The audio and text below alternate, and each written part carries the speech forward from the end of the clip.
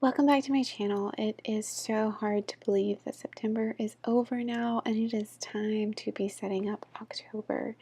So I decided for October to actually keep the same sort of monthly overview that I had from September.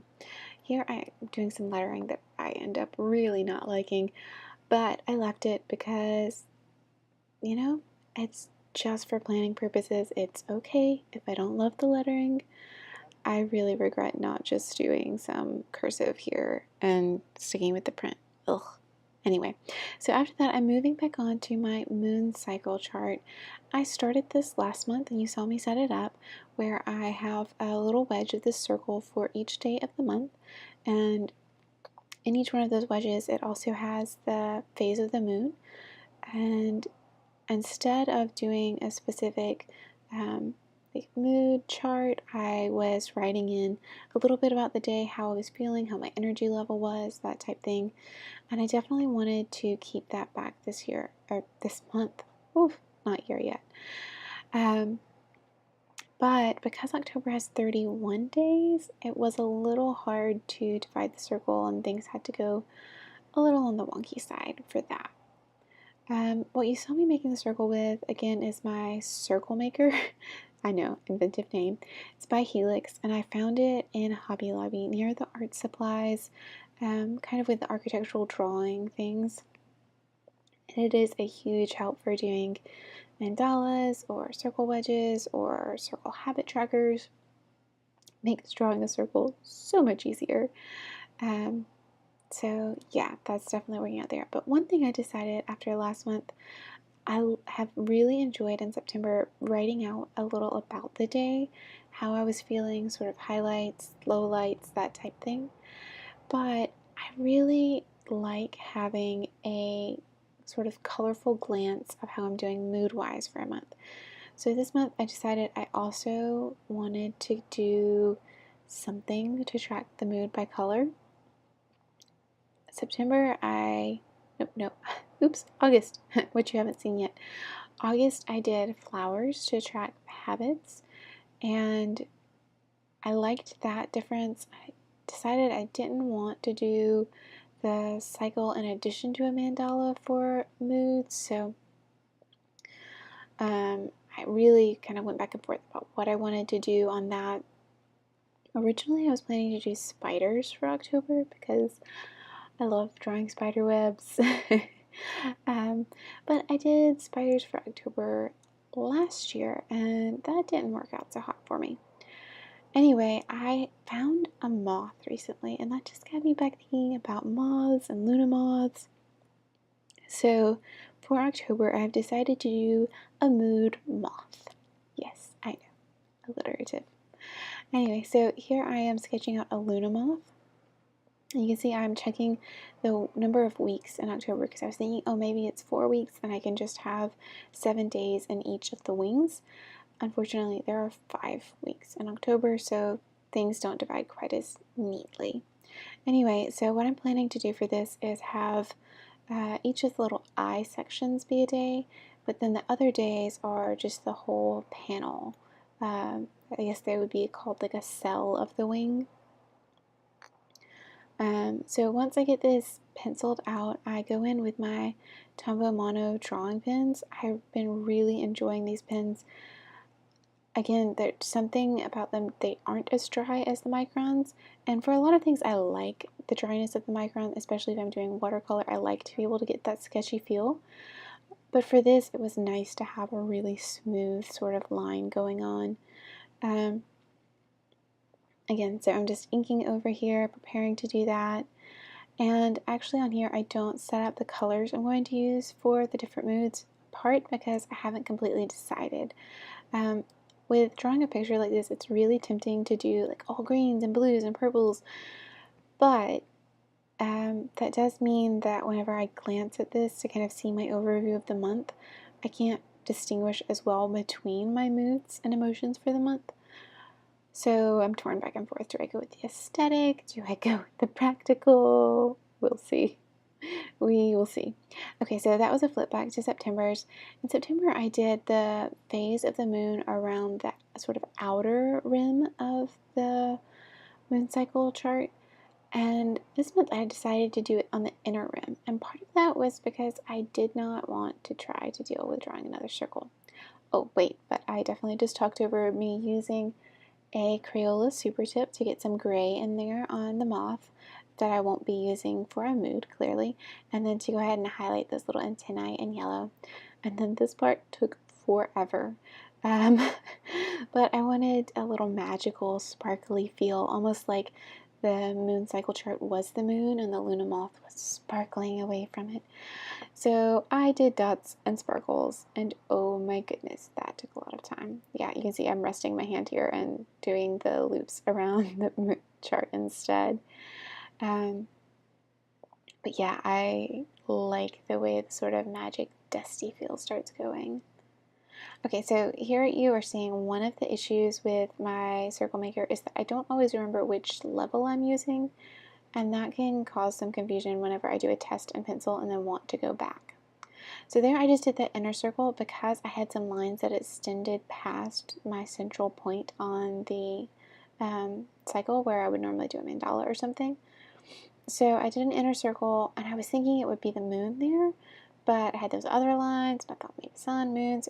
Anyway, on one side I have yellow rays coming out, and then on the other side, the inner circle of the moon is dark, and you can't see it on here, but there's some sparkly metallic from one of my metallic G2 pens going on there.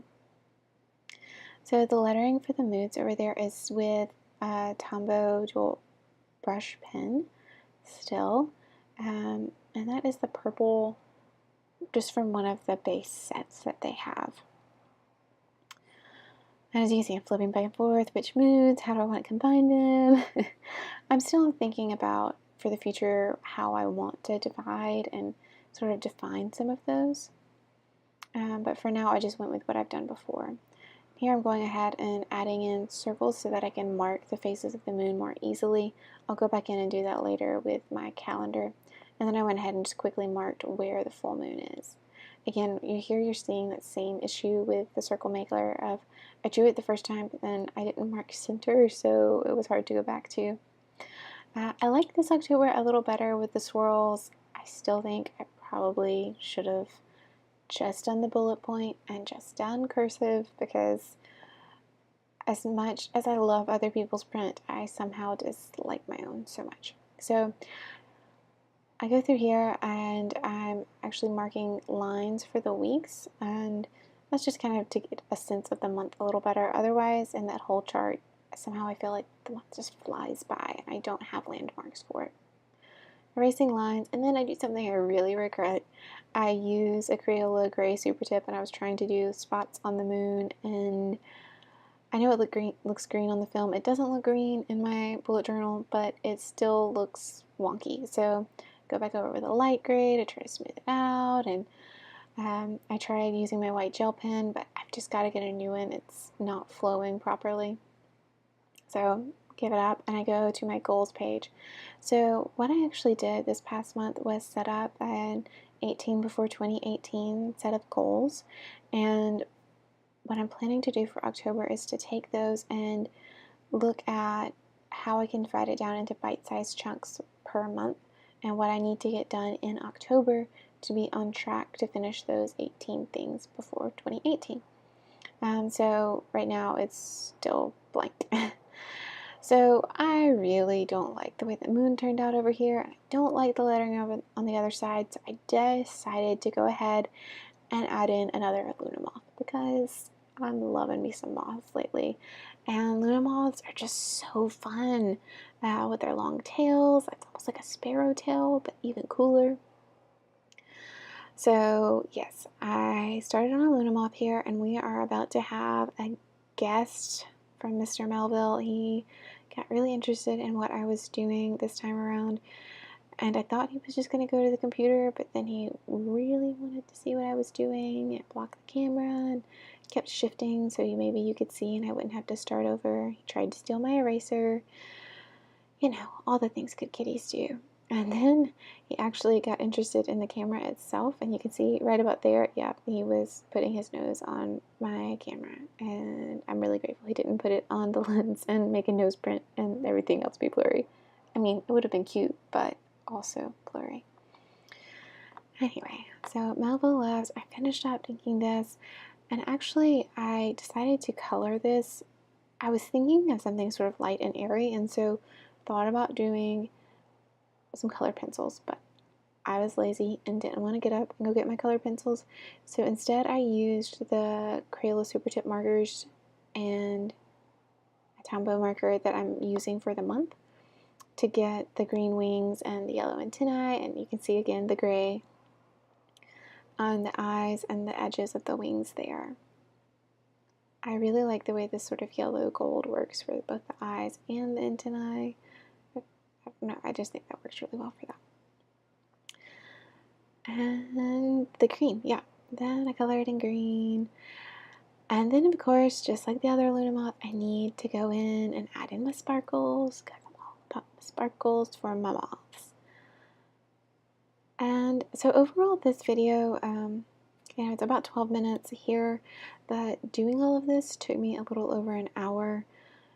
Of course, setting up a month in your bullet journal does not have to take nearly that long. For me, taking the time to draw out the wedges of a moon cycle and all the happy little sparkles was very therapeutic and a nice way to spend an evening kind of relaxing after the day and winding down.